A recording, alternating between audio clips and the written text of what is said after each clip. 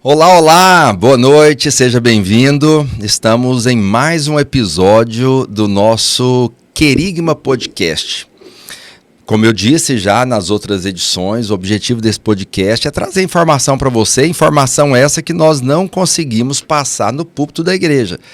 O púlpito da igreja tem um objetivo, mas aqui nós temos tempo, temos condições de tratar outros assuntos que então nós não tratamos no púlpito da igreja. E hoje, recebendo aqui, com muita alegria, um convidado muito ilustre, meu querido amigo, deputado federal Eli Borges. Seja bem-vindo, querido Eli Borges.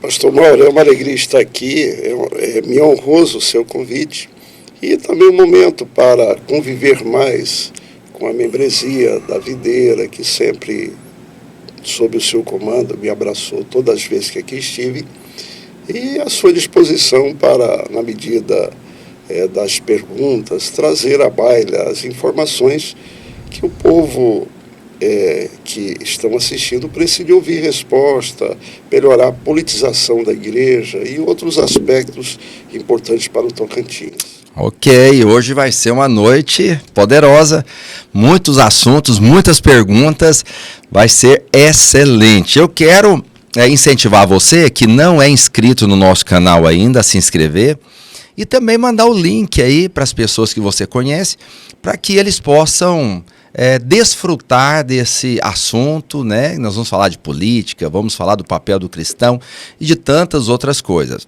Queria também destacar aqui um dos nossos patrocinadores, querido irmão Ronaldo, da Personal Cortinas, que faz um trabalho que talvez você não quer fazer, que é lavar a sua cortina.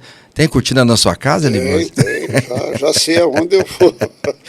Então, o que acontece? Eu sempre digo aqui, estou falando todos os episódios, porque ele instalou todas as cortinas aqui do nosso estúdio e geralmente cortina tem algum metal, né? E se você jogar essa cortina aí na máquina de lavar, você pode danificar a sua máquina de lavar. Então, ele tem métodos de lavar a sua cortina, lava até a seco.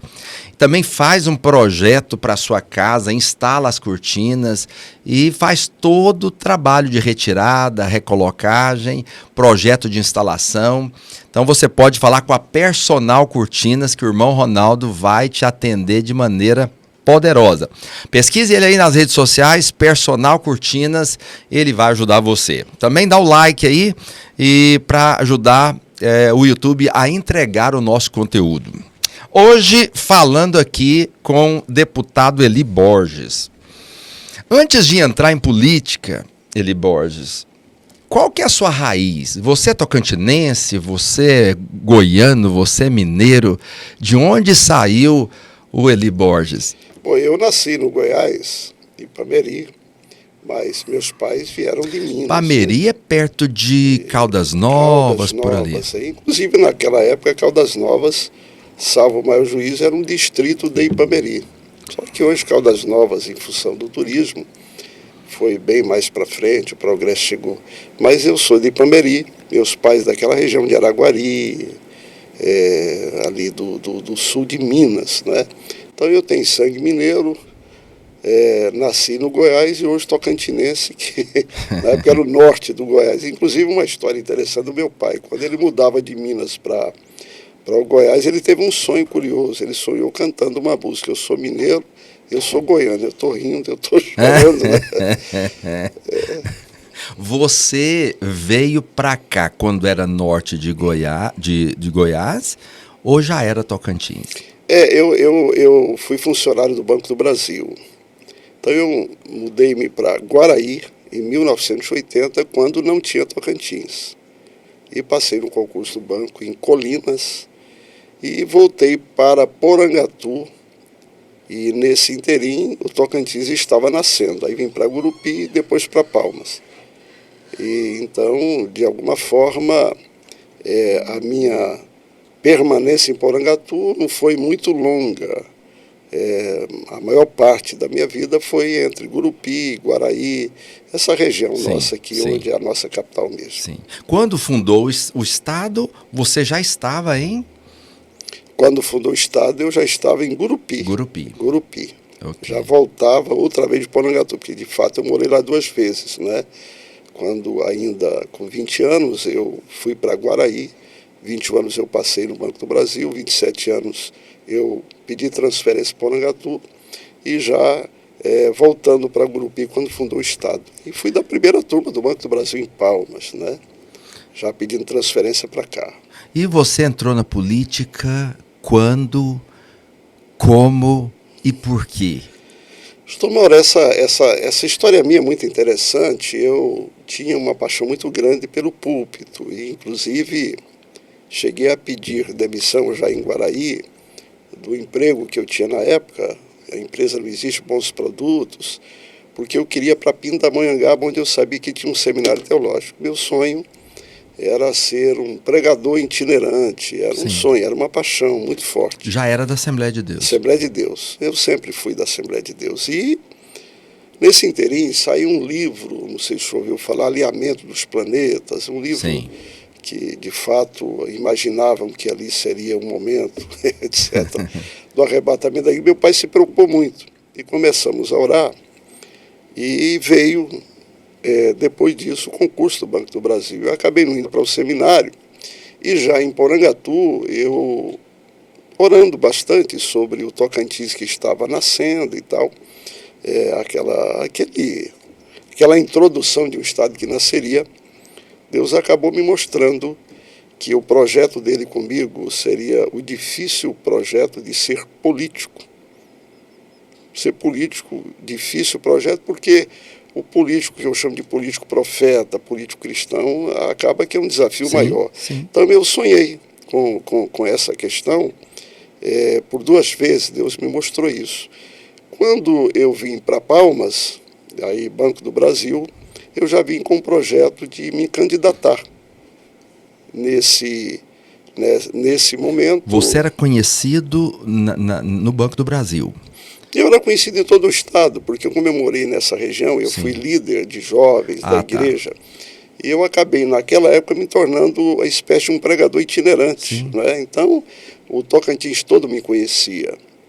Mas vindo para Palmas, então encontrei muitas pessoas aqui. Então, na primeira eleição de vereadores, efetivamente de Palmas, não os de Itaquaruçu, eu já me candidatei e ganhei, né? E desde então na vida pública. Na primeira eleição que você candidatou, você ganhou? Ganhei na primeira eleição. E a sua trajetória, então, você foi vereador, você foi deputado estadual e hoje você é deputado federal. Exatamente, 3 mandatos de vereador, 4 de deputado estadual e agora no 2º de deputado federal. Sim. É uma trajetória política de... Você literalmente é um profissional da política. Mas eu atribuo isso a um projeto de Deus, porque ele me falou desse projeto. Inclusive um detalhe que muita gente não sabe, que eu resgataria aqui. Quando eu candidatei a vereador aqui, Deus me mostrou até quantos votos eu teria. Olha. Quantos votos. Ele não mostrou quantos votos eu teria, mostrou quantos votos eu iria concorrer com a última vaga. Eram 4 votos. E quando todos estavam eleitos, buscando apenas aquele que seria da última vaga, eu entrei numa concorrência com um amigo da época, Juarez Giovanetti, que também depois virou vereador, e eu tive 311 votos. Era muito voto para a época. E ele fez uma soma e ele teve 315. Mas eu, do banco, vendo muitos números, né, eu percebi que ele tinha cometido um erro, porque na verdade ele teria 305. Mas faz a conta, de 315 para 311, os 4 votos que Deus me mostrou. Olha. Então, essas coisas aconteceram. E depois, em todas as eleições seguintes, quando eu saía de vereador para deputado estadual, da mesma forma Deus ia me dizendo as coisas, até chegar um momento que eu fiquei dentro daquela expressão, mas o justo viverá da fé. Não houve mais essas orientações de Deus, até porque, mas sempre tentando ouvir a voz de Deus nessas questões. O meu sonho, de fato, no início, não era ser político, mas Deus me chamou para essa missão. Eu sempre digo o seguinte, Eli, que ser pastor é um chamado, mas ser político é um chamado também. Eu acho que entrar na política sem ter um chamado da parte de Deus é tempo perdido. E eu acho que Deus chama alguns para determinadas posições, né? Pastor Mauro, de fato, eu fui convocado para essa missão. Na época nós tínhamos, por exemplo, em Palmas, uma lei, eu até lembro do número 386/93, onde as igrejas só podiam ter área para culto em áreas específicas, né? Que ficava em lote lindeiro, as quadras, etc. Deus, então, ele começou a me mostrar as minhas demandas, porque eu fiquei por um longo período como único vereador cristão na Câmara. De fato, e nós conseguimos alterar todas essas questões. Depois, em 2002, veio uma lei ambiental que traria muito prejuízo, sobretudo para uso de som, decibéis. Sim. E vieram uma série de coisas que eu compreendi por que eu estava naquela missão. Porque muitos estão na vida pública, mas estão por vários tipos de interesse. No meu caso, e em outros deputados federais, eu percebo que não é exatamente a vontade da alma dele, é uma convocação, Sim. É uma missão. Porque eu vejo que tem dois frontes de batalha. E as pessoas dizem que política não é uma coisa boa, etc., mas abra a Bíblia fala da política lá do início. Política o tempo né? todo. Tem, entende? Então eu entendo que tem a arena de Davi, tem a arena de Abiatar, do sacerdote. Eu acho que as duas coisas caminham juntas, mas são coisas que têm uma busca específica de Deus. A Bíblia é muito clara desde lá do Pentateuco. Sim. Então Deus chama pessoas, como chamou José do Egito, como chamou Esther. Olha o que Esther fez. Sim. Porque tem uma hora que de trás daquele espaço que o senhor pode ir, tem que ter alguém para falar pelo senhor, para lhe representar. Sim. Porque eu vejo a igreja como uma dupla busca. A igreja como organização, ela tem CGC, ela depende de autorização, de espaço para construir. E agora, a igreja como organismo vivo, essa não depende de ninguém. Sim. Ela vence o Império Romano, ela enfrenta tudo, pastores morrem e ela vai. Agora, como organização, ela depende da ação política. E no Velho Testamento, ele era bem distinto.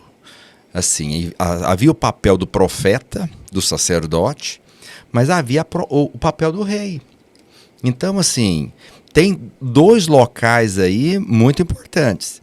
Tem o papel do homem de Deus, do pastor, daquele que prega o evangelho, daquele que administra uma igreja, e tem o papel daquele que foi chamado para político, para o governo, né? Que é o papel do rei. Então eu creio que tem que ter as duas posições bem distintas, né?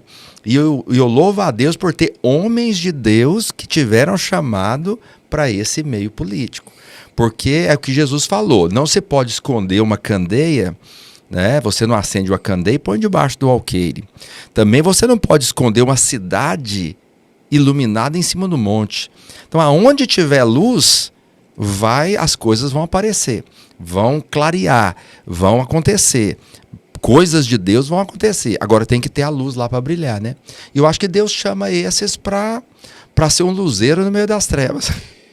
Pastor Mauro, ser político cristão, no contexto moderno, pelo menos do Brasil, é um desafio maior do que as pessoas conseguem perceber. De fato, essa é a minha visão. Eu acho que Deus chama pessoas para comandar igrejas e pessoas para comandar no aspecto político. Isso foi muito claro. Agora, Deus, ele às vezes, tipo Samuel, né? Samuel, ele acabava cumprindo, mas depois houve aquele período da transição, onde nasce o rei, que o primeiro foi Saul, para as coisas ficarem mais claras. Sim. Mas Deuteronômio já fala disso, né? Quando fores escolher um rei, escolher dentre vossos irmãos, porque não dá para... Tem hora que as coisas têm que ser separadas. Claro que o sacerdote, ele tem aquela função até de ser o orientador, né? Eu não estou falando de sacerdote que impõe a vontade Sim. dele. Nós vivemos numa democracia, numa Constituição Federal que foi escrita sob a proteção de Deus, e Deus acaba respeitando o que ele permitiu que acontecesse e que tem sido bom para o Brasil quando falamos do Estado laico, né? Mas, de fato, essa é a minha visão. Não quero discordar de nenhum pastor Sim. que foi político, que quer ser político. Não entro nessa seara. mas se eu fosse pastor que comandasse a igreja, eu ficaria só nessa missão. Sim. Sou político hoje, nunca dirigi uma igreja por essa questão. E, aliás, se o senhor olhar meu nome político, meu nome é deputado Eli Borges. Eu poderia pastor, deputado Eli Borges. Sim. Porque eu entendo que as duas coisas são extremamente importantes, mas cada quadrado no seu quadrado. Olha, você está falando isso aí e eu concordo 100% com você. E eu acho que não deveria carregar o nome para o meio político, né? Quando eu digo o codinome. Então, se eu sou Mauro Estival, pastor Mauro Estival, e se amanhã eu for ser político, que não vai acontecer, é só uma ilustração. Quem sabe? Não. Então eu vou ser o deputado Mauro Estival. Eu não vou ser o pastor, entende? E eu acho que o melhor é esse título, né, essa posição, ficar na administração da igreja. Mas eu queria fazer uma observação aí, você falou, pelo que eu entendi, você nunca perdeu uma política. Uma eleição? Eu perdi aquela da prefeitura, né? Que foi a minha tentativa no pleito passado. Mas você lá saiu com a licença e voltou, não foi isso? Não. De fato, eu estava no mandato, né? Uhum. Eu tive um pequeno problema em 1998 numa candidatura judicializada, onde eu sairia da condição de vereador para deputado estadual, mas ali foi um problema jurídico, né? De fato, ninguém ganhou. Estava nesse grupo Raul, vários políticos já históricos, né? Mas numa rotina normal nunca perdi uma eleição, excetuado essa do Executivo. E depois até entendi por que perdi as eleições do Executivo. Você foi eleito com quase 50 mil votos, não é isso? A eleição passada eu tive quase 50 mil votos. Nessa diminuiu porque na época eu era o único evangélico na disputa assim, que tinha mais o clamor do segmento. Nessa já tinha vários outros disputantes. Pulverizou então muito. Acabou que pulverizou, mas ainda foi suficiente para estar lá outra vez. Eli, você foi vereador, você foi deputado estadual e hoje você é deputado federal. Talvez tenha muita gente assistindo a gente que não sabe direito a função de um deputado federal. Nós temos 3 poderes claros, né? Que é o executivo, o legislativo e o judiciário. E você nessa posição, qual que é a função, qual que é o trabalho de um deputado federal?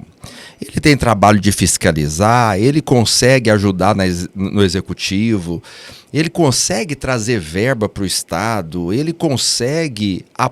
Qual que é o trabalho dele? O governador quer fazer uma obra no Estado? Qual que é o apoio que um deputado federal ou um senador do Estado, o que eles contribuem para que no seu Estado as coisas sejam feitas? Tem poder? Não tem? Tem autoridade? Não tem? Ele tem só influência? O papel dele é só de fiscalizar, legislar? Qual é o trabalho de um deputado federal hoje? De fato, mas há uma similaridade entre vereador, que cumpre essa missão, porque nós temos 3 instâncias, né? Município, Estado e a estrutura federal. Então, há uma similaridade. Dentro desta visão, um deputado federal ele tem uma tripla função. A mais importante é porque ele cuida do ordenamento jurídico brasileiro. A Câmara Federal é o forno das leis. A segunda função de um deputado federal é ser o fiscalizador dos atos do Executivo. E quando ele fiscaliza, por isso que está escrito na Constituição, e muita gente não compreende e não concorda, ele é livre por quaisquer opiniões, palavras e votos. Isso funciona hoje? Infelizmente, em função da visão do judiciário, não tem funcionado. Mas na democracia tem um poder que tem que ter liberdade de fala, tem que ter liberdade de crítica. Porque se não tiver, o ser humano ele vai se acomodando quando ele se sente absoluto. Então ele tem que ser criticado. Quem não quer ser criticado, em algum momento ele se sente único, ele se sente um Deus com caneta na mão. Então essa é a segunda função, fiscalizar e verbalizar a posição. Por isso que, e a terceira condição que um deputado federal tem é de canalizar recursos para o Estado. Um deputado federal hoje, sobretudo depois do Bolsonaro para cá, ele pode trazer em torno de 60 milhões para o Estado. É mesmo? Por exemplo, ninguém sabe, esse hospital do Covid de Palmas, praticamente 80% dele foi recurso que eu canalizei. Eu coloquei nos meus primeiros 4 anos 165 milhões de recursos para o Estado, que vai para enfim. Então, ele tem também essa função.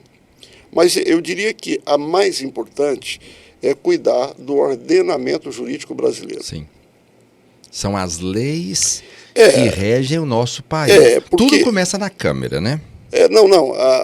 Uma lei, ela pode ter iniciativa do Executivo, são as famosas medidas provisórias. Sim. Mas, finalmente, ela vai para a análise do colegiado, que no caso do Brasil, nós temos a Casa Baixa e a Alta, que é a Câmara e o Senado. Então, é como ver, se o projeto começa na Câmara, vai para o Senado e volta. Se começa no Senado, vem para a Câmara e volta. Né? E é um ver trocado aí. Mas as duas casas cumprem esse papel de cuidar das leis. E isso vira um embate, porque a estrutura de um parlamento é uma coisa um pouco complexa para quem vê de fora. Sim. Então a casa funciona com comissões, nós temos quase 30 comissões.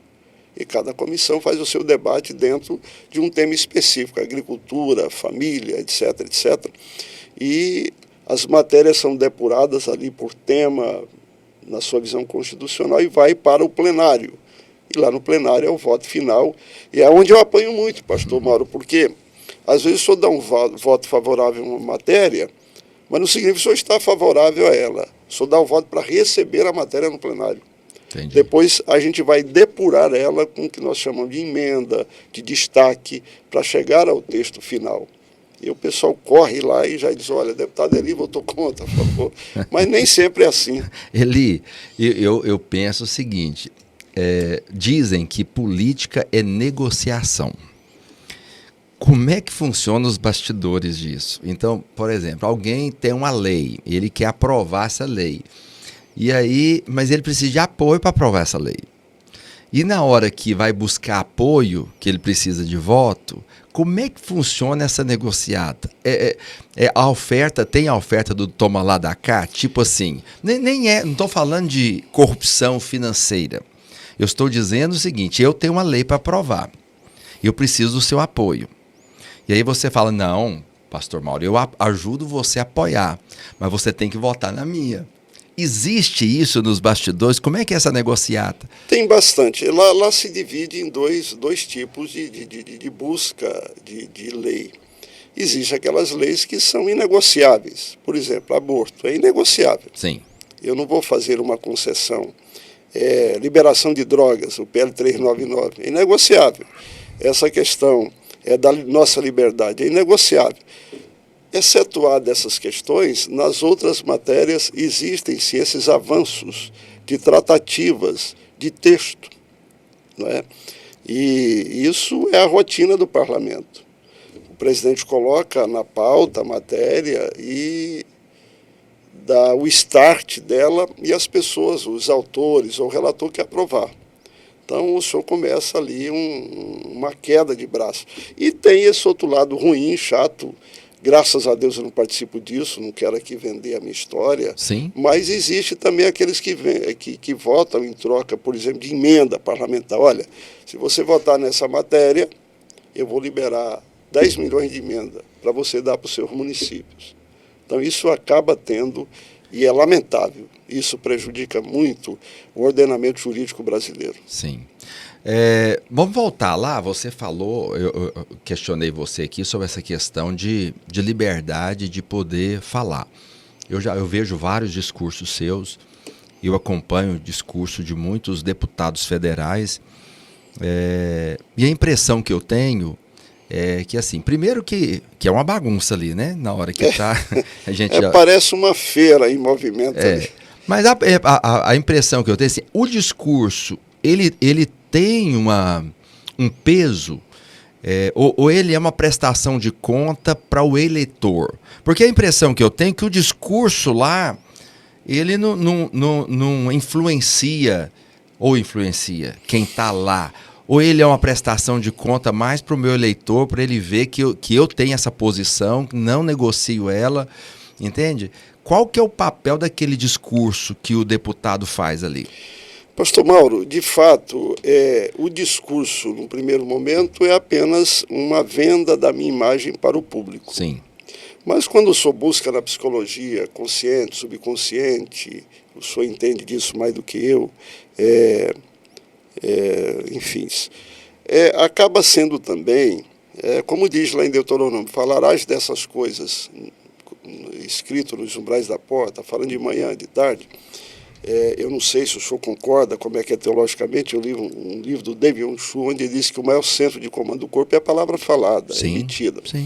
Então, ali também é uma casa onde a gente forma opinião, correto? É um chamamento. Vou lhe dar um dado. Quem matou Marielle? Quem matou Marielle? Quem matou Marielle? Aquilo vai pegando e vai fixando, correto? Lá no subconsciente, porque o consciente, na minha visão, com respeito à seu nível de conhecimento, o consciente é uma parte crítica que eu tenho. Eu vejo isso aqui, concordo ou discordo. Mas o subconsciente me faz armazenar. Lentamente. Diz o ditado, Eli Borges, que uma mentira muitas vezes falada passa a ser uma verdade.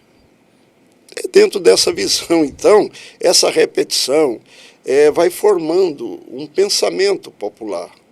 O inconsciente é aquela história de José, né? Foi preso e a reação dele foi prender os irmãos dele com toda a boa vontade que tinha, né? Os traumas que se afloram e tal. Então, nesse aspecto, o discurso não vale muito para aquele momento, mas ele acaba construindo um conceito, uma visão, um sentimento popular. O deputado mais importante do parlamento não é exatamente o que fez um bonito discurso. Até porque, hoje eu vinha comentando, eu vou aqui respeitar a figura, nunca vi usar a tribuna, mas é um dos mais famosos do Brasil, porque tem muita frasinha de efeito, né? Sim. Essas frases, essas falas de lacração, mas não usa a tribuna. O papel mais importante do parlamentar em Brasília é cuidar das leis. Por exemplo, tem uma comissão, agora tivemos um debate muito forte, querendo liberar o aborto, né? Sim. Então, a comissão tem 18 membros, onde entra a Frente Parlamentar Evangélica, que eu tive a honra de presidir, e voltaria a presidir no início do ano que vem. Então, o primeiro trabalho que o senhor tem que fazer é colocar a maioria lá. E, quando chega essas matérias, então, o senhor começa um debate onde o lado que não é o seu lado, ele quer evoluir numa matéria do governo, por exemplo, liberar um recurso para financiar uma obra, não é? Certo? Que não tem nada a ver com a minha fé, no sentido de eu concordar ou discordar, mas que para o governo é imprescindível, ele precisa de recurso. Sim. Ele precisa transferir aquele recurso. E nessa hora o senhor chega, não, tudo bem, mas você vai tirar esse texto da lei aqui. Somos maioria. Topa, não topa? Aí o camarada, não, então tá bom, então nós vamos tirar isso, mas você vota aqui nessa medida provisória. Então lá funciona desse jeito. Agora, como disse, existem itens inegociáveis. Sim, sim. Agora, os passíveis de negociação acabam virando esse jogo do poder legislativo. Sim. Você falou aí do aborto. Nós estamos vivendo esse tempo da discussão do aborto, que nós, como cristãos, não negociamos. Nós estamos vivendo aí a questão da liberação da maconha, não vou falar das drogas, embora a maconha seja uma droga, mas da liberação da maconha, que eu acho, eu não sei se eu estou correto, né, mas pelo que eu li, acho que 60 gramas, algo assim. Eu fiquei pensando, 60 gramas é muita maconha, Eli. Um traficante, se ele fizer várias viagens no dia, levando 60 gramas, sem ser pego, ele vai transportar muita droga. Mas eu não sei se é o pensamento, não conversamos isso aqui antes dos bastidores, mas eu vou te colocar numa saia justa aqui agora. Fique à vontade. Eu não sei, você é da Assembleia de Deus. Sim. E a Assembleia de Deus não pensa muito diferente da gente. Há várias linhas teológicas com relação ao fim dos tempos ou à volta de Jesus e tudo mais. Mas as duas principais que hoje predomina é a tradicional, que nós cremos nela, que vai ter o arrebatamento. Sim. E depois Jesus volta. Mas há uma outra linha que tem crescido muito, que é forte, que não existe arrebatamento. onde a igreja vai governar aqui e depois Jesus volta para assumir o reino que eles estabeleceram aqui, que a igreja estabeleceu. Esse é um pensamento que tem crescido muito nas igrejas modernas, né? Então eles até nos criticam, nos chamando de escapistas, que ao invés de ficar aqui e mudar o mundo, nós queremos sair daqui, né? Mas por que eu estou te falando isso? Porque nós estamos aí discutindo assuntos como liberação das drogas, o aborto e tantas outras coisas. Vou voltar lá depois, estamos vivendo meio que um impedimento da fala, da liberdade de poder falar. Como que você pensa? Você acha que o mundo vai piorar até a volta de Jesus? Até Jesus vir arrebatar a sua igreja? Ou você acha que é possível melhorar esse mundo para receber Cristo, para assumir um governo aqui?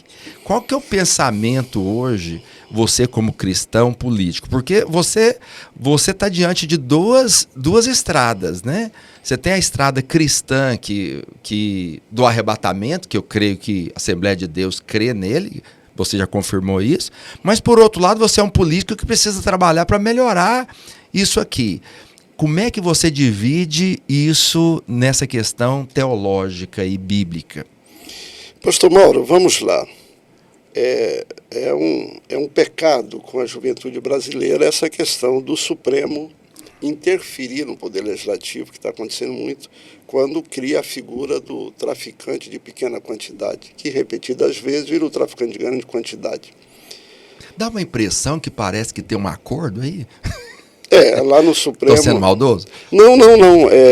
Há uma parte do parlamento que luta por isso no PL 399, mas no parlamento isso foi vencido várias vezes.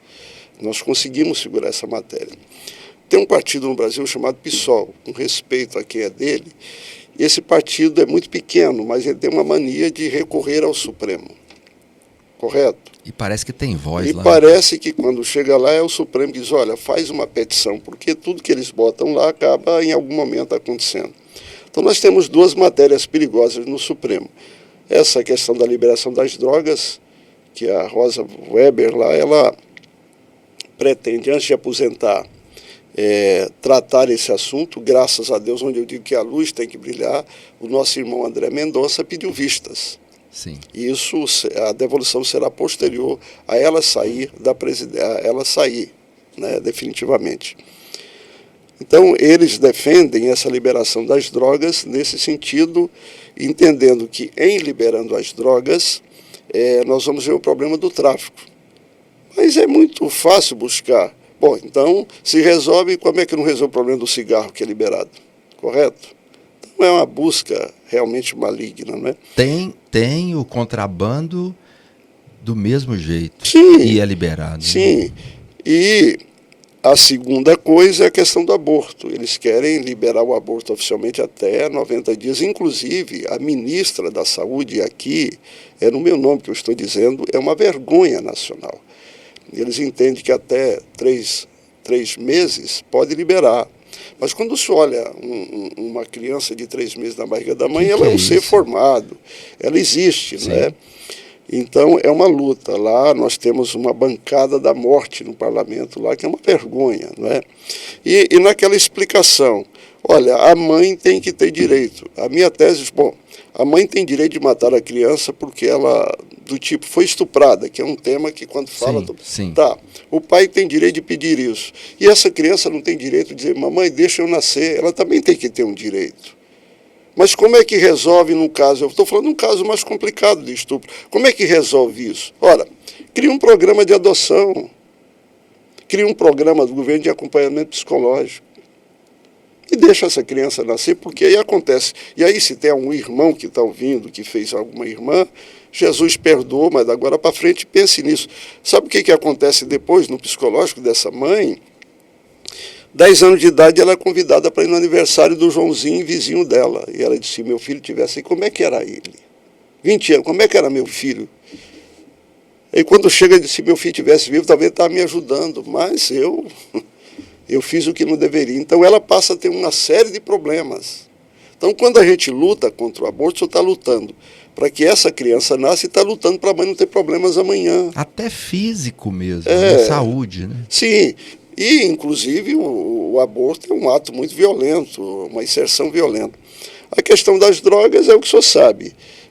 Enquanto não pode, o camarada... Eu lembro da história do cantor Nelson Gonçalves, né? Ele conta que estava num momento de crise, cantor famoso no Brasil todo, né? Aquele vozeirão dele, e ele disse que alguém disse, rapaz, vai ali que eu tenho uma coisinha que vai te dar um ânimo, né? E ele conta a história dele, pode ir atrás. Então, ele acaba usando a droga, né? Acho que maconha, se sentiu bem naquele momento, porque a droga traz esse momento, só aquele momento, né? Só que ele virou usuário, e aí ele percebeu que era um caminho meio que sem volta, e aí vem todas as consequências, né? Então, o Supremo não tem essa visão, mas esse é um papel do Legislativo, como a questão do aborto. E a questão da liberdade, por exemplo, tivemos uma guerra muito grande no PL chamado 2630, por quê? Porque o 2630, se o senhor olhar a composição do Conselho Gestor da Internet, parece que é artigo 51 da proposta, lá é muito claro que o governo teria o controle de praticamente mais de 80% da fala. Sim. Das plataformas digitais. Inclusive, num debate, uma jornalista, eu falei pela frente, eu estava na presença da frente, disse, olha, por que você é contra esse projeto da fake news? Eu falei, não, eu estou defendendo até o seu direito de me criticar. Sim.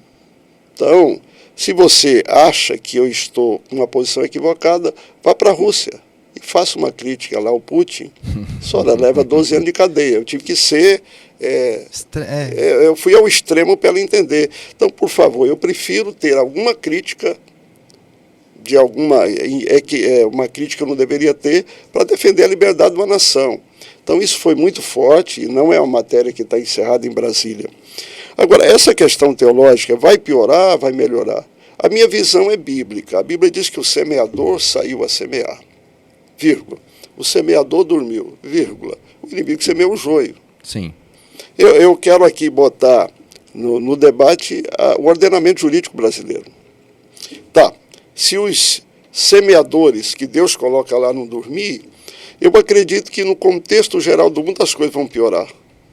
Mas se tiver uma nação prudente, eu acredito que no contexto piora, na média piora, mas Deus há de respeitar essa nação prudente. Essa é a minha visão. Sim. Então eu sempre criei, pastor Mauro, que Deus ele tem um projeto para o Brasil na América Latina, porque eu escuto os outros países, onde as coisas já foram há muito tempo, e parece-me que a gente consegue, com muita dificuldade, ainda resistir no Brasil. Eu, às vezes, penso que é uma guerra que vai ser difícil de vencer amanhã, mas difícil pela omissão. Ontem mesmo, hoje é sexta, né? Sim. Quarta-feira tivemos um debate violento na busca homoafetiva. E alguém dizia que eles sofrem porque nós ganhamos as ruas, né? E o nosso discurso de ódio está trazendo para eles uma série de problemas, como assassinato, como... Sim. Eu disse, para aí, vamos lá. Eu vou fazer um desafio para vocês. Pega todo mês de junho, em todos os debates do parlamento, e vê se nós temos no Brasil.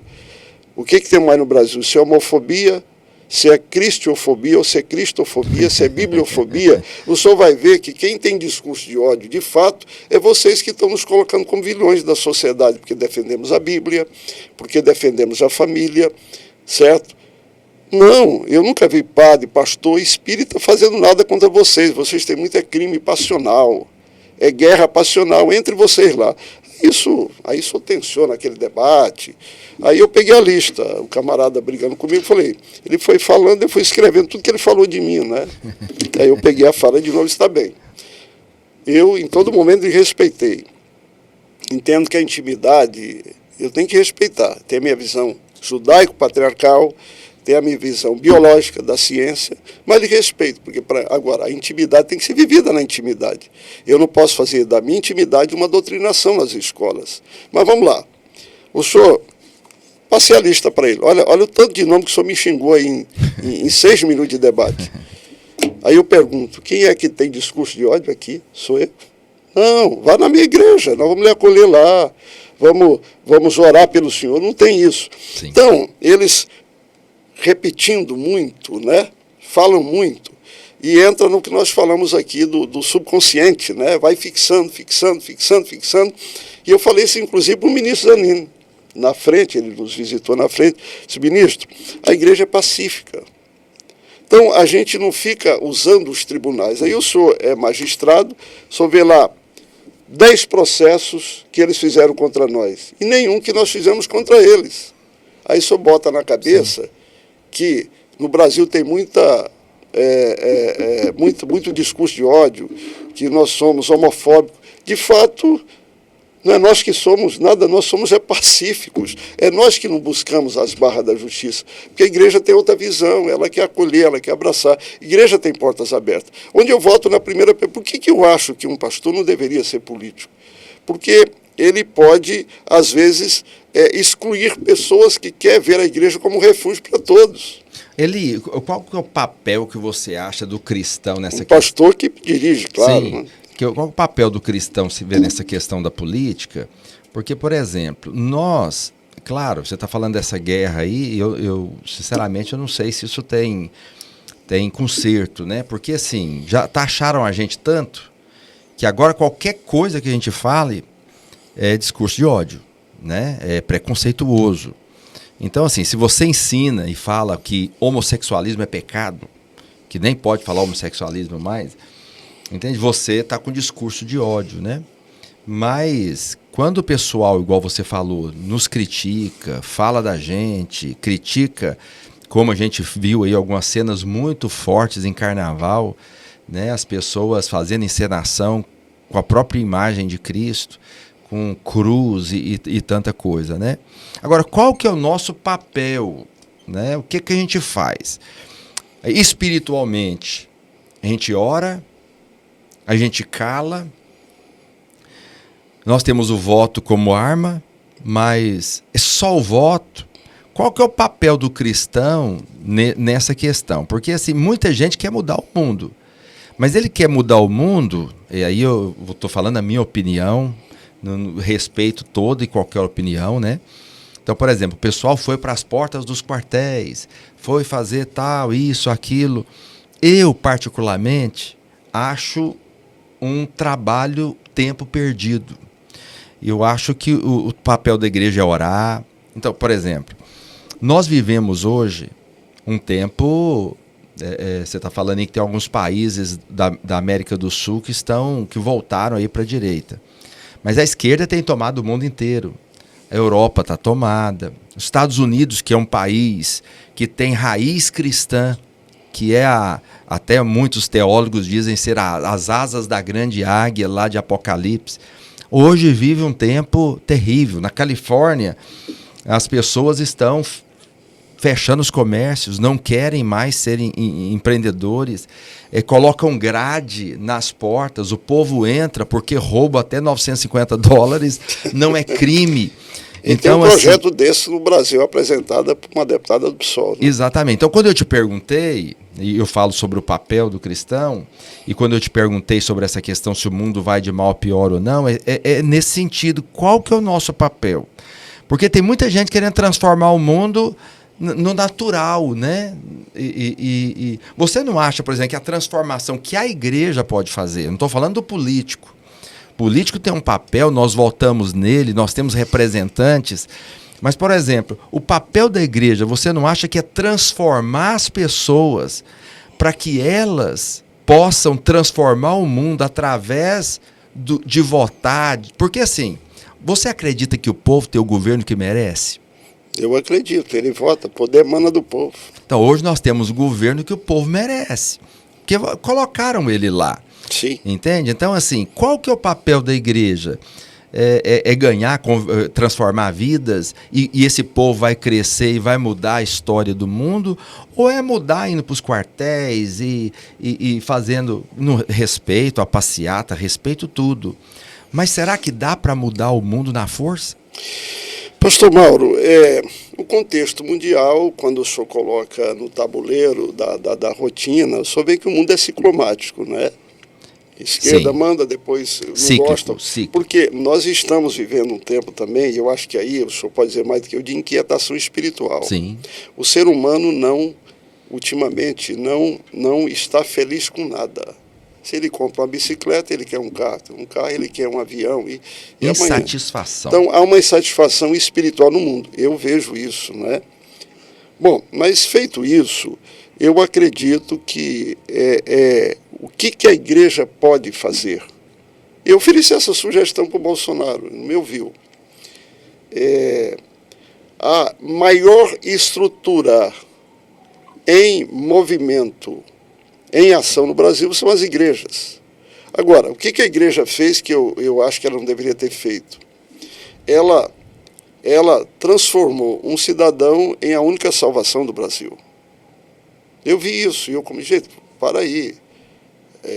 Eu sou bolsonarista, eu defendi. Tem hora ali que eu penso, só fazendo um parêntese, que não tem o dedo de Deus nisso. Porque Sim. assim, ao invés da gente discutir ideologias e propostas, estava discutindo uma pessoa. É isso. Então, eu vi quantas vezes esse cidadão ser aclamado dentro da igreja como mito. Isso vem da mitologia grega, salvo o maior juízo, que é um historiador, deva ser de lá a origem disso. Eu acho que Deus, ele não está querendo, porque, como disse no início, eu acho que o pastor segue a sua linha, ele comanda, ele é um orientador espiritual, inclusive de político, né? Não um impositor, orientador. Sim. E o político segue o seu caminho, o governo do homem, correto? Então, veja bem, como é que a igreja pode contribuir? Eu sempre vi, por exemplo, John Wesley, ele é a razão de segurar a onda da Inglaterra, salvo o maior juízo, na palavra, na preleção. Mas aquele tempo era muito diferente de hoje. O senhor tem um celular, a sociedade se comunica em tempo real, né? Não é uma fala do nosso querido John Wesley, ela repercutia, mudava, porque era muito pouca informação. Então, o que a igreja pode fazer? Eu, pastor Mauro, com todo respeito, e aqui eu vou fazer um destaque, porque o senhor tem essa visão, mas não é todo lugar que tem um pastor com essa visão. Eu fui numa igreja, não tem muito tempo, e eu fui convidado para ir lá, sabe? E olha a minha luta aqui para defender o evangelho. Eu acho que eu dei conta de mudar aqui. Se tem 700 áreas de igreja, umas 500, porque eu mudei a lei. Araguaína queria fechar a igreja e tal. Eu cheguei lá e disse, pastor, estou aqui. Pediram para vir, o senhor queria orar por mim. Ele falou, vem aqui. Me chamou lá fora. Se eu vou orar pelo senhor. Eu digo, o senhor vai orar para mim, ora para bêbado. Então, e de lá de fora ele me despachou. Então está tendo uma falta de visão de politização cristã. Às vezes Deus permite até uma diversidade para ampliar o nosso número lá. Vou lhe dar um dado. John Wesley, né? Um cidadão que em nenhum momento corresponde à nossa visão cristã. Mas ele foi tão enfático nos procedimentos dele que eu acho que o Brasil cristão acordou para a necessidade de aumentar os representantes lá. Sim. Correto? Essa questão do Supremo, com agora o Senado, pode ser um diferencial amanhã para a gente mandar mais senadores para lá, porque vai para um lado para o outro, lá se resolve no voto. Então a igreja ela tem uma estrutura formada no Brasil todo, certo? Dentro dessa visão, ela deveria politizar melhor os seus cristãos. Como? Num culto de domingo à noite? Não, é o que o senhor está fazendo aqui, certo? Fazendo palestra específica. Às vezes, eu ministrei uma palestra chamada Democracia ou Império das Leis, muitas vezes. Eu devo ter ministrado umas 30 mil pessoas. Nós vamos marcar um outro podcast futuramente para falar desse assunto seu aí. Pastor Mauro, houveram locais que eu falei para do tipo 200 pessoas e tinha mais ou menos umas 30 que tinham uma visão totalmente esquerdista. E elas saíram convertidas a uma visão da importância do exercício do cidadão, ou do voto convertido, que eu sempre falo na conversão do voto, né? Agora, em que hora? Por exemplo, eu conheci em Gurupi o pastor Moisés. Pastor Moisés, eu nunca vi um homem mais sábio para lidar com esse tema. Ele dizia, irmãos, daqui 30 dias, dia tal, eu vou fazer um pronunciamento político. Estaria preparando o povo, né? Mas não precisa disso. Eu acho que domingo à noite você não pode misturar as coisas. Como eu disse, a igreja é um refúgio de todos. Agora, o senhor pode criar uma estrutura de politização da igreja. Quantos milhões de crentes não se reúnem num domingo à noite no Brasil? Tá, mas na hora do culto, não, irmãos, depois do culto, quem quiser ficar, mas o senhor não vai usar um espaço, eu vou fazer um pronunciamento político, eu vou orientar vocês, porque o sacerdote tem essa missão. Quem não quiser, liberdade. Quantos milhões nós não iríamos convencer de que precisamos de melhorar o número dos nossos representantes? Aí eu vou dizer uma coisa aqui, porque eu não falo em qualquer lugar, né? O problema mais sério da visão cristã da política está ligado, pastor Mauro, a duas cobranças. Por exemplo, eu sou cobrado para não me corromper, correto? Sim. O tempo todo eu tenho que ser um homem que representa o evangelho e não posso ter corrupção, não posso ter processo. Mas, ao mesmo tempo que eu sou cobrado para não me corromper, a imensa maioria, não todos, estão naquela outra busca financeira. Cadê o meu? Uhum. O que você vai fazer por mim? O que eu vou ganhar em troca? Não, você vai ganhar um mandato de cristão, legítimo, decente, honesto, Sim. que vai te defender na lei, como um mandato de Esther, em tese. Não era um mandato, mas era um mandato, que salvou a nação de morrer por uma lei, provocando outra lei. Não, tudo bem, mas vocês têm uma verba lá. De que verba? Não tem verba, que eu tenho emenda parlamentar para botar por município. Então, esse é o maior problema de aumentarmos o nosso número. O parlamento tem 513 deputados. Nós temos uma estrutura no Brasil para termos lá mais de 200. E mais de 200 deputados, absolutamente passa nada contra o povo de Deus lá. Senado. Se nós tivéssemos mais senadores lá, nós poderíamos hoje ter garantido um presidente Sim. que transformaria o Senado no poder moderador do Supremo Tribunal Federal. Sim. Mas, quando foi buscar votos, nós perdemos ali, certo? E o próprio presidente do Executivo sabe que é uma casa que não está disposta a negociar pauta de costume, não abre mão. Só pauta de financeira e etc. Então, o problema é, nós já crescemos muito, o Brasil é um exemplo de crescimento. O problema é que nós precisamos de mais gente. Eli, você estava falando aí, duas coisas que eu quero voltar, né? Uma é a questão da corrupção. E eu fico olhando o seguinte, o eleitor critica o político dizendo que tem corrupção lá, certo? Tem corrupção porque negociou, porque se vendeu. O que eu percebo é o seguinte... A corrupção, tem a corrupção lá, não estou dizendo que todos são corruptos, você é um político que a gente conhece e sabe da sua idoneidade, mas a gente sabe que tem a corrupção lá. Agora, o que eu acho engraçado é que aquele que vota e critica a corrupção é corrupto. Então, por exemplo, eu vejo aqui, eu vou te dizer, eu tenho amigos, né? E Jesus era amigo de pecadores, então eu tenho amigo de pecadores também.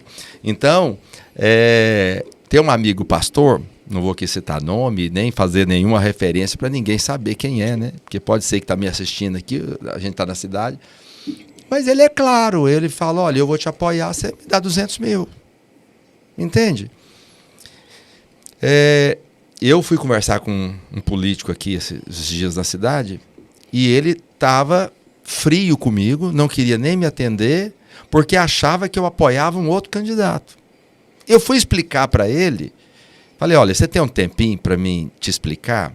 Eu não sou político, minha igreja não é política, e eu não fecho com ninguém. Não fecho com ninguém. Falei, olha, você tem eleitor lá, então você tem liberdade de ir lá. Fulano tem eleitor lá, tem liberdade lá. Você, Libor, você tem vários eleitores aqui. Alguma vez as portas foram fechadas para você? Em absoluto. Nunca. Não. Mas o que acontece? Tem muitas pessoas que têm eleitores aqui. Então eles vêm. Só que na cabeça de muito político é o seguinte, eu tenho que receber só ele. Eu não posso receber outro. Só que é o seguinte, o rebanho não é meu. Eu não sou dono do rebanho. Cada ovelha tem a liberdade de votar em quem ela quer. E aí eu entro num assunto que eu queria ouvir a sua opinião, porque antes de ser político, você é pastor, é irmão. Eu fui pregar numa igreja em Minas e eu fiquei assustado, Porque não sei por que carga d'água, ao entrar lá no assunto, eu falei, olha, porque aqui pode entrar um de esquerda, pode aceitar Jesus, vocês estão de braços abertos. Eu fiquei surpreso, porque ninguém queria um esquerdista lá dentro. Eu falei, gente, veja, nesse período agora que nós tivemos aí dessas eleições, que entrou o Bolsonaro, a direita e tudo, que eu concordo com os valores, mas o que nós temos que pensar é que a igreja é para todo mundo. Ela no aspecto. Portas abertas. Sim, agora, você não acha que as portas foram fechadas para o esquerdista? Porque agora o pensamento é o seguinte: ser cristão é ser de direita. Entende? E não aceitamos. Na igreja que eu fui, não aceita esquerdista. Então, assim, esse povo vai converter como? Pastor Mauro, de forma muito sincera, eu compreendo que, primeiro, igreja nunca pode, e Deus não tem esse projeto, de ser partido político. Não. E está na Bíblia, né? Quando o Senhor vai restaurar o reino de Israel, o Pedrão perguntou para Jesus ali isso. Olha, para aí, Pedrão, isso não é hora de falar de política, isso vai ser lá na frente. Agora, Jerusalém, Judéia, Samaria, os confins da terra. Então, a igreja, ela nunca pode ser partido político. E ela não pode tomar partido em questão política. Eu não concordo com essa questão de fechar questão. O que eu disse para o senhor e vou repetir? Ela tem uma estrutura no Brasil todo. Ela pode exercer um papel de orientação cidadã, porque somos cidadãos brasileiros, temos uma Constituição Federal. O senhor tem uma estrutura. Agora, no momento da adoração, o senhor não deve usar. Agora, na rotina dela, organizando grupos e tal, o senhor pode fazer uma tremenda politização de princípios cristãos, sim, não de partido. Olha, aqui... Não, eu concordo com o senhor. Isso não é bom para a igreja, porque depois cria uma animosidade contra a própria igreja que ela mesma provocou. Sim. E eu estou vendo isso no Brasil. Agora, são papéis distintos. Deus quer levantar pessoas dentro da igreja para cumprir essa missão. Por que nós não temos mais representantes hoje e que faz uma tremenda diferença em votação? Vou dizer para o senhor, PL 2630, Brasília, só não foi votado porque houve uma busca muito forte da frente evangélica e também de outras pessoas que eram contra ali. Então, quando o senhor Lira contou os votos, ele não tinha votos para aprovar a matéria, porque a disputa era um voto. E por que ele não tinha voto? Porque tinha um grupo lá com pensamento dentro da visão que nós defendemos. Agora, para mim, formatar um pensamento político correto de uma nação democrática, eu não preciso, às vezes, nem de ser filiado a um partido, se eu for um pastor. Sim. Eu não preciso de deixar de receber qualquer pessoa.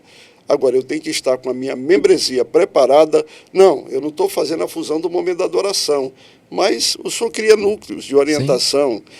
E eu vejo isso com muita curiosidade, sabe? A segunda coisa que dificulta muito isso, também eu vejo um excesso de santidade às vezes. Né? Olha, não quer se misturar com a política. Não. É outra omissão que eu entendo que não é boa, correto?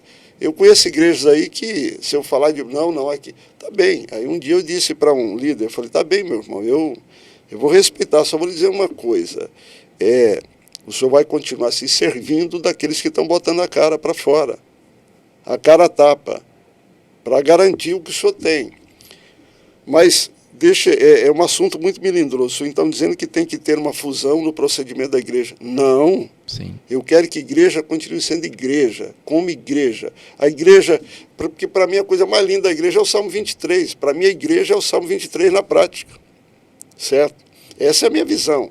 Agora, no paralelo, sem ditadura, sem imposição, ela, pela estrutura que ela já tem de organização no país, ela pode desenvolver um papel no silêncio, tranquilo, de orientação. E na orientação, ela vai ajudar a construir mais pessoas, porque matematicamente, Câmara Municipal, Assembleia Legislativa, Senado, é voto. A maioria ganha, a minoria perde. Sim.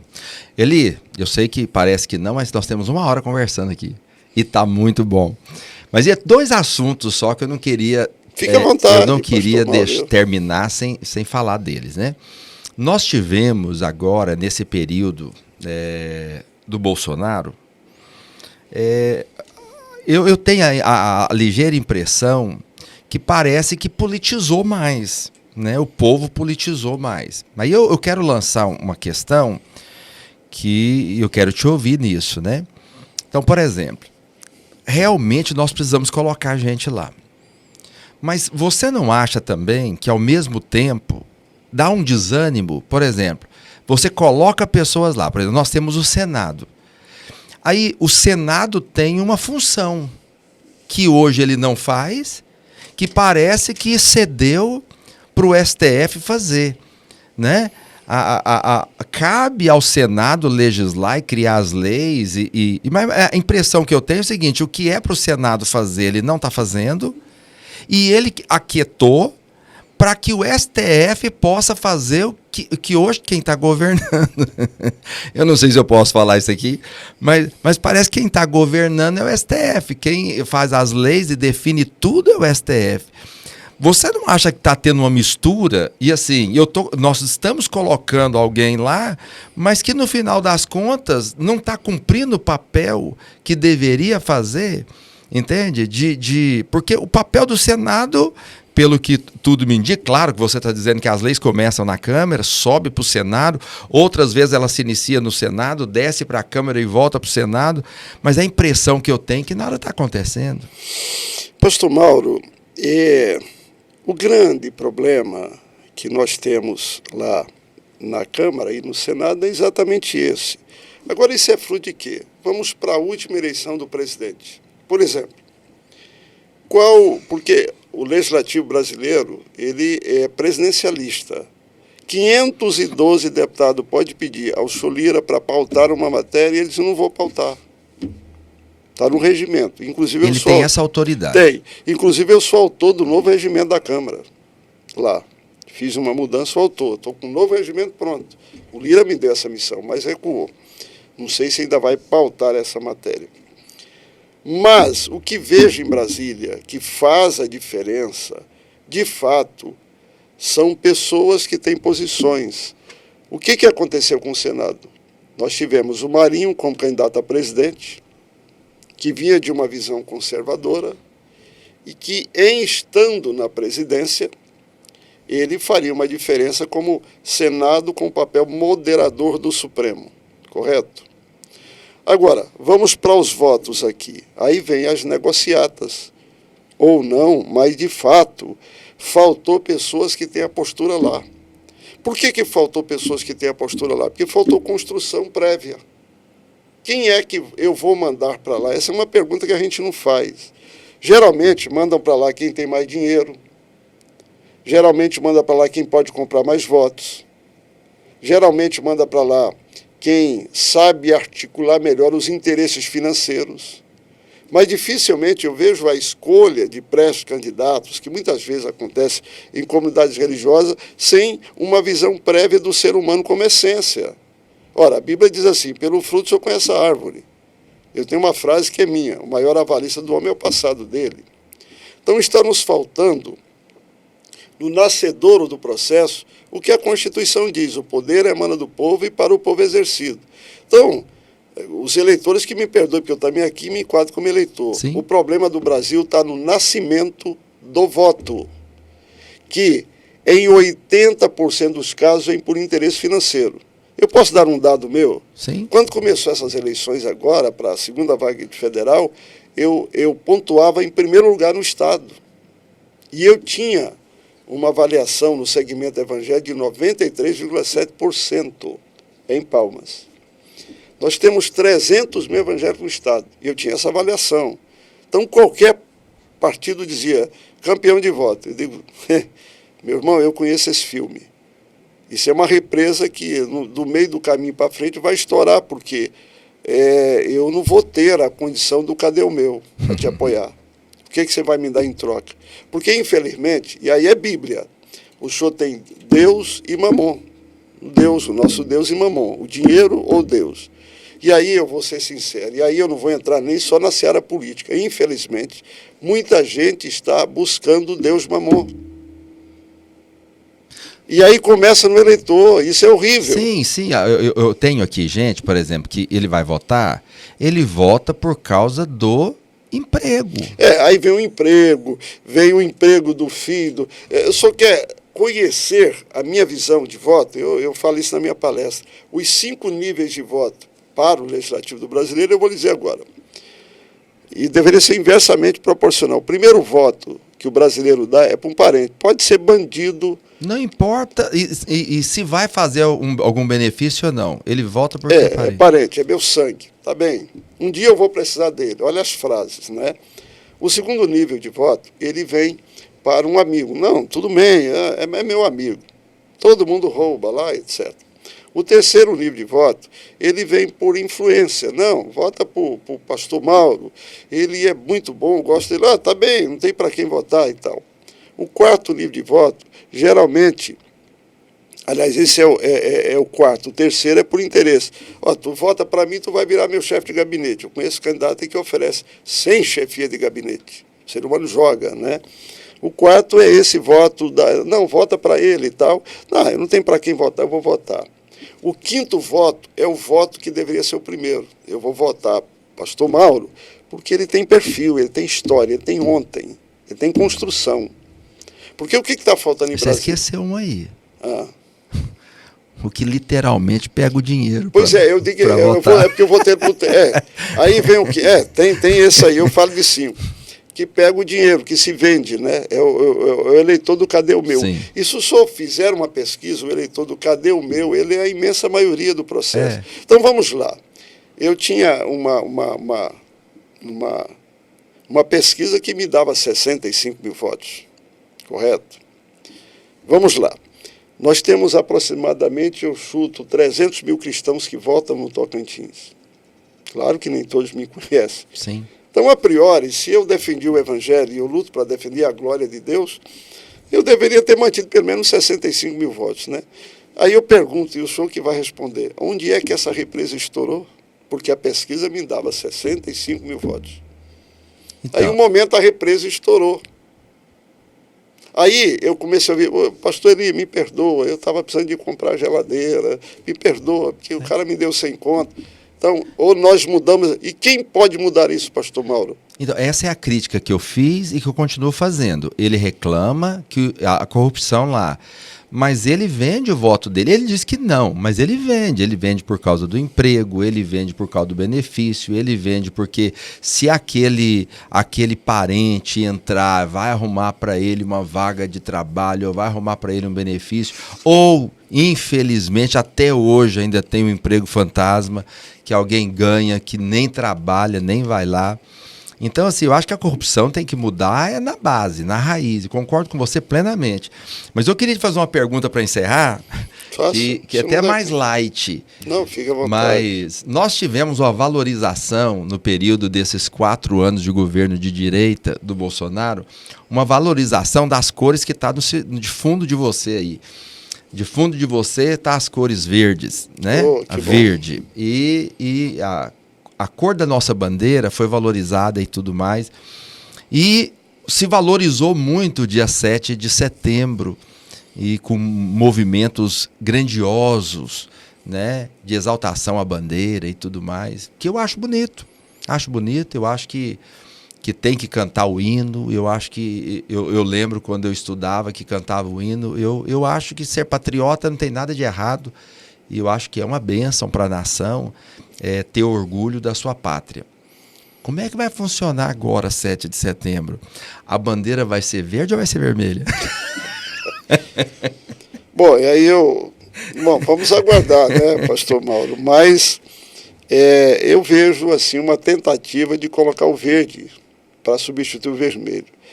Mas eu acho que isso vai ser bem dividido dessa vez. Será que vai ter movimentação no dia 7? Eu diria, bom, lá em Brasília a estrutura montada é a maior que eu já vi, né? Com certeza estão com intenção disso. Agora, eu sou da escola da época da matéria de OSPB, lembra? Lembro. Organização Social e Política Brasileira, Sim. né? A gente cantava o hino nacional, a gente tinha aquele momento cívico, né? Eu ia para os desfiles 7 de setembro, aquilo era muito bonito, toda a escola ia, hoje vai um grupinho aqui, outro ali. A gente está perdendo essa brasilidade, é lamentável. O Bolsonaro faz um resgate disso. Aí só pergunta, o senhor é bolsonarista? Alguém me disse, não, eu defendo, ele defende as coisas que eu defendo. Exatamente. Então não é que a igreja é bolsonarista, porque ele defende o que a igreja defende. Esses dias eu fui confrontado porque eu falei que eu não gosto do PT, não voto no PT e não sou a favor do Lula. Alguém me falou, então você é bolsonarista. Eu falei, não, sou bolsonarista. Entende? Não sou bolsonarista. E eu votei no Bolsonaro e votaria de novo por causa dos princípios que bate com os meus princípios. Sim. Entende? Agora, eu não encontro princípios que batem com os meus princípios na esquerda, e muito menos no PT, e muito menos no governo do Lula. Não bate. Agora, eu oro para dar certo, porque uma vez que está no governo, sim, eu acho que nós temos que ser bíblico e orar. Mas também não sou bolsonarista. Então, eu acho que essa questão aqui de você é petista ou bolsonarista, eu acho que é uma discussão ignorante. Ela é pobre, né? E você não deve ser taxado de um e outro. Nós que somos cristãos, e eu concordo com o seu pensamento do mesmo jeito aí que você falou, e eu acho que os princípios para nós são importantes. Mesmo que às vezes ele não seja, a pessoa que esteja lá não seja da igreja, ou não seja, eu acho que é cristão, porque quem tem esses valores é cristão, né?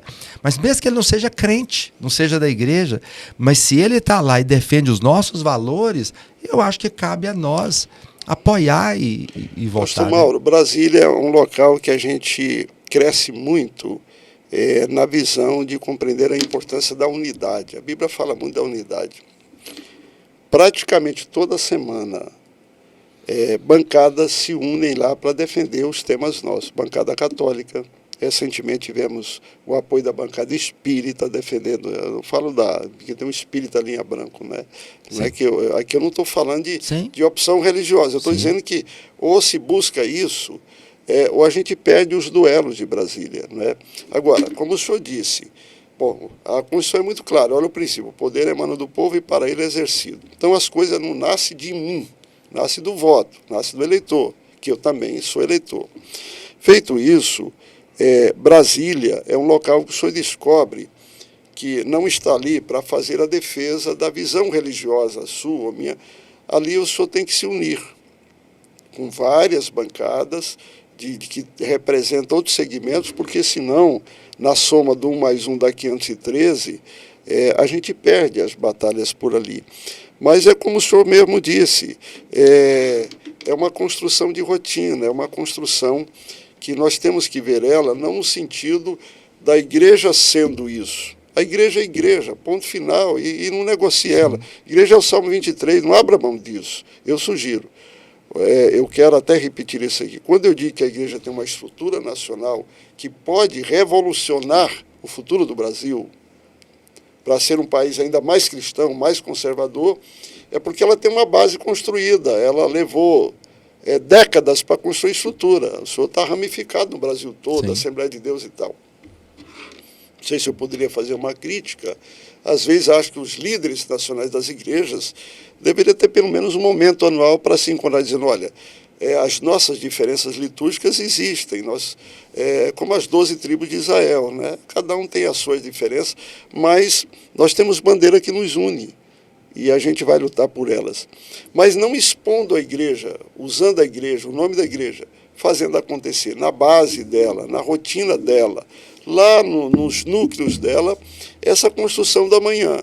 Olha, eu não tenho medo de dizer para o senhor aqui, se diminuir um pouco, e aqui alguém vai me criticar, algumas igrejas que têm um excesso de santidade, o senhor está entendendo? Se diminuir um pouco também o excesso de ganância de algumas igrejas, que está mais parecendo igrejas políticas do que igreja como igreja, voltando à função básica dela. Se aumentarmos mais, eu dei esse conselho para o Bolsonaro, esses bastidores da igreja, que vai não apoiar o candidato irmão, que vai apoiar um candidato que ela convocou para a missão. Ontem mesmo eu vi um irmão que foi convocado pelo pastor dele lá, porque ele teve 2 frustrações, e ele está dando resposta ao NIP, porque não foi ele que procurou. O pastor disse, olha, eu só vi você aqui. Então, a igreja que tem que buscar essa figura, que lado que ela está, o que ela defende, como é que é o ontem dela, e fazer a construção desse cidadão para efetivamente ser um representante da igreja na visão do papel dele, cuidar de lei, porque se a igreja, e aí tem muitas igrejas que buscam o cara que vai resolver o problema do Congresso, o cara que vai resolver o problema de dar o dinheiro para construir o templo, ou o candidato que um dia ajudou a construir a igreja e agora tem que encher de voto, pode ser bandido o que for. Então, essa visão não é correta, e é por isso que nós nos perdemos. Vamos lá para a passagem do Espinheiro lá, não é? Certo. Na omissão, o Espinheiro dominou. E depois foram lá fazer uma audiência com o Espinheiro e disse, não, eu não queria, vocês vieram atrás. Tem um texto bíblico que Paulo falou, e ele disse o seguinte, é 1 Coríntios 3, a partir lá do verso 8, 9, ele vai dizer o seguinte, que eu lancei o fundamento como prudente construtor. E ninguém pode lançar outro fundamento que foi posto, que é Cristo Jesus. Então ele fala, o fundamento é Cristo. Então, a base da nossa comunhão é Cristo. Todos aqueles que estão sobre o fundamento, Cristo, nós temos comunhão. Aí ele fala, mas cada um veja como edifica. Uns edificam com ouro, prata e pedras preciosas, outros edificam com palha, feno e madeira. Então, o tipo da construção... Então, eu sempre digo o seguinte, Eli, nós não precisamos ter comunhão na edificação. Eu não construo igual a Assembleia de Deus. A Assembleia de Deus não constrói igual a videira. Então, assim, são construções diferentes. Não precisamos ter comunhão na construção. Mas deveríamos ter construção no que se refere ao fundamento, que é Cristo. Então, quando você fala de valores e princípios, isso deveria nos unir. Nos unir. Eu entendo. Entende? Assim. Agora, eu preciso me unir para pregar da maneira que o outro prega, eu preciso me unir para ter o louvor que o outro tem, eu preciso me unir para concordar com a teologia de um. Não, pode ter discordância da maneira que tiver, eu nem quero ter comunhão com ninguém baseado na edificação, mas eu quero ter comunhão baseado no fundamento, e o fundamento é Cristo. Então esses valores que estão no fundamento, nós temos que defendê-los. Então, se é o aborto, nós temos que falar, se é a liberação das drogas, se é a liberdade que nós temos que ter, nós temos que falar.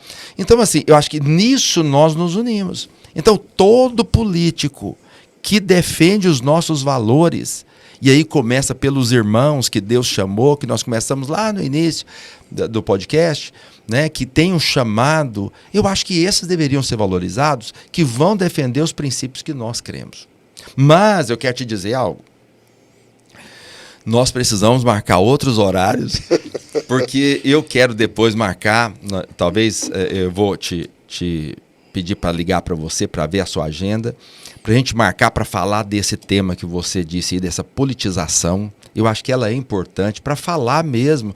Porque quando chega na época da política, quando política, né? Quando a gente fala, aí falar interesse político.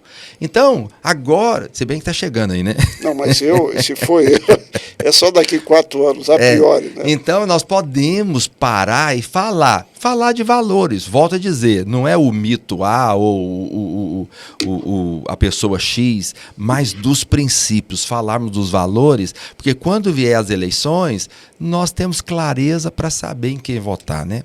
Eu queria, antes de passar a palavra para você liberar uma palavra de fé para todos aí, eu queria, para você que está nos assistindo, compartilhe esse link tão rico, né?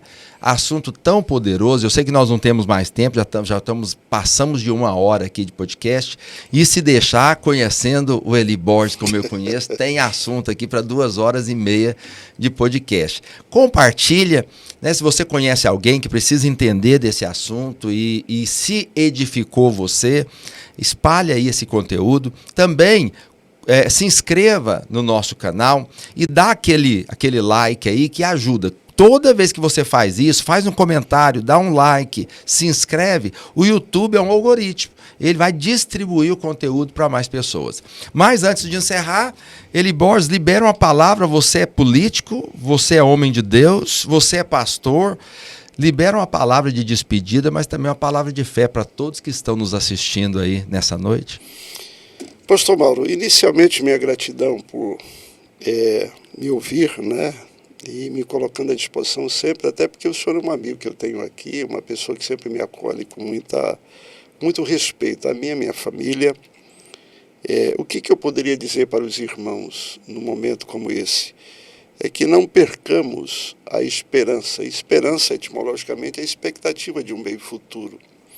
A Bíblia diz assim: se o meu povo, que se chama pelo meu nome, se humilhar e orar e se converter dos seus maus caminhos, então, eu, ego-ai-me, eu sou, ouvirei dos céus, perdoo os pecados e sará a terra. Eu tenho fé que o Brasil vai dar certo ao final. Por quê? Porque eu vejo milhões de crentes que estão dentro dessa condição do si. Se é uma condição. E por essa questão, eu tenho procurado trazer uma palavra de esperança, mas conclamo os irmãos aqui que nos ouvem também a compreender que ele tem que ser co-participante. Talvez não timoneiro de uma ação, mas alguém que participa da construção desse amanhã, porque isso é matemática, é numérico. Mas eu tenho uma convicção de Deus de que o clamor que os irmãos têm feito vai nos dar um Brasil melhor amanhã. Por que eu tenho essa fé? Às vezes nós queremos o tempo nosso, ou queremos o jeito nosso. Eu gosto muito do Salmo 121. Eleva os meus olhos para o monte dos de onde me virá o socorro. E termina com a interrogação. Então, olha, o salmista tem um olhar horizontal, né? Olho para os montes, as fortalezas dessa vida, o médico, o juiz, o Bolsonaro, o Lula, sei lá quem. E ele termina perguntando: eu estou meio sem esperança, o socorro vem de onde? Aí ele entra na história de José. Aí ele diz assim: mas eu gosto muito dessas vírgulas, né? O meu socorro, aí ele olha de maneira vertical, porque Deus não perdeu o controle. Anteontem eu pregava no culto da frente sobre Elias no Monte Carmelo, né? Curiosamente, ele conserta o altar, ele promove a unidade com as 12 pedras, ele coloca lá a lenha que representava o Espírito Santo, ele coloca o novilho lá, mas ele faz uma coisa que só não viu em outro altar da Bíblia, ele coloca água. Ele estava plantando o quê? Estava plantando chuva. Aí ele sobe mais alto no monte. Ele poderia ficar olhando para o secretário dizendo: olha, vê se Jezabel não está atrás de mim. Ele não se envolve com o problema, ele não tinha foco no problema. Ele tinha foco na resposta. Então ele tinha que ver o quê? Ele tinha que ver o mar, ele tinha que ver a água. Mas ele coloca a cabeça entre as pernas e diz: olha para o mar, não vai ver se Jezabel vem atrás. Não fica olhando para o problema, porque senão você se perde. Então nós temos esses momentos da vida onde está muito focado nas mazelas desse tempo, nos triunfos que o mal parece que está trazendo para nós nesses dias, num país que pode virar um país comunista amanhã, e essa coisa toda, e a gente perde muito tempo com isso. Mas eu, profeticamente, quero dizer para o senhor que essa é a minha fé. Se a igreja inteligentemente, sabiamente, sem expor a igreja como instituição, mas fazendo um trabalho de Deus inteligente, decente, eu acredito que vai chover sobre a nossa terra, em nome de Jesus, e o reavivamento do Reino Norte de Israel vai acontecer nesse nosso torrão pátrio. E aí eu termino, eu gosto muito, o senhor notou que eu gosto mais da palavra. Eu já li a Bíblia algumas vezes, a última com toda a minha família. Eu gosto muito da visão do Vale de Alcei, que faz uma referência Sim. à nação de Israel, mas é interessante o profeta dizendo: profetiza. Então ele ia profetizando. A cada vez que ele profetizava, acontecia uma coisa maior. Sim. Até que tinha um exército batendo continência para ele. Então o cristão precisa de aprender esse triunfo que vem da fé, que vem do profetizar, que vem do determinar. Porque, pastor Mauro, nós precisamos, e eu termino, já falei muito aqui, de ter a compreensão dos tempos e do que fazer em cada tempo. Um dia Moisés, o Moisésão da Bíblia, o grande homem, Ele foi orar para abrir o mar. Ele disse, Deus, o povo está atrás de mim, eu estou sofrendo. Deus disse, Moisés, você orou muito, etc. Agora você vai pegar esse cajado, você vai ferir as águas, agora é hora de ação. Senão tu vai ficar de joelho, os caras vão te matar. Então a igreja precisa ter esse equilíbrio de ação dentro da direção de Deus e de oração também. Dentro dessa visão, eu tenho fé para acreditar que o Brasil vai melhorar em nome do Senhor Jesus Cristo. Amém. Mas não basta uma mera declaração, o Brasil é do Senhor Jesus Cristo. Não adianta eu declarar isso se eu não viver isso intensamente, na oração, no jejum, na forma de fazer corretamente as coisas. Declarações, frasinha bonita no celular, bom dia para você, um passarinho cantando. Tudo isso é bonito, ajuda. Mas eu preciso de viver o que Elias viveu. Altar consertado, o novilho lá como representando o Calvário, a lenha representando o Espírito Santo, a unidade das 12 pedras, e aí é só começar a plantar no altar água, porque vai chover sobre a nossa terra. Depois de tudo isso, ele clamou e o fogo desceu. Sim, aí sim veio o fogo. Né? Obrigado, meu querido pastor Elias Eli Borges, e deputado federal, homem de Deus. Já nos conhecemos há um bom tempo. Isso. Eu quero te agradecer por responder tão prontamente ao nosso convite. Eu sei que você chegou de Brasília e está cansado, mas nos atendeu e foi um papo excelente. Eu quero te agradecer e deixar o convite para as próximas vezes para você estar aqui conosco. Pastor Mauro, o senhor vai determinar o dia, a hora, e eu só vou obedecer porque o senhor tem sido muito útil e tem sido um abençoador desse chamado de Deus na minha vida. Então eu lhe devo essa submissão de atender o seu chamado prontamente. O senhor manda e eu obedeço. Eu agradeço pela honra. Obrigado você que esteve conosco durante esse tempo, assistindo esse podcast, sendo edificado. Volto a dizer, compartilhe aí e que Deus te abençoe. Sexta que vem, 20 horas, estaremos juntos aqui para mais um tema. Deus te abençoe.